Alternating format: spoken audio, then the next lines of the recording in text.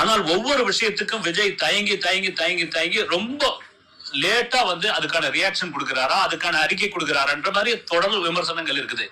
இப்ப எதுக்கு சொல்ல வரேன்னா, கடந்த 10 நாட்களாக சென்னையில் தூய்மை பணியாளர்கள் ஒரு பெரும் போராட்டம் நடத்திட்டு இருக்காங்க.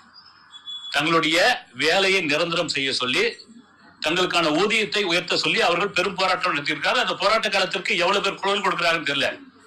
ஆனால் இதுதாங்க அரசியல். அவர்களுக்கான ஒரு நம்பிக்கையை விஜய் மாதிரியான ஒரு நபர் போய் கொடுக்கணும். இந்த போராட்ட காலத்துல போய் நிக்கணும். நான் இருக்கிறேன், உங்களுக்கு நான் பாத்துக்கிறேன். இதுதாங்க அரசியல்.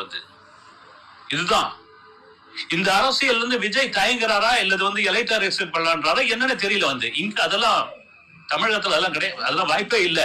இப்ப என்ன ஆயிடுச்சு, இப்ப நான் பார்த்தது, அந்த தூய்மை பணியாளர்கள் பணியூர்ல போய் விஜயை சந்திச்சு எங்க போராட்டத்திற்கு ஒரு ஆதரவு கொடுங்கன்னு கேக்குறாங்க. இவங்க ஆதரவு கொடுங்கன்னு கேட்கறதுக்கு முன்னாடியே அந்த போராட்டம்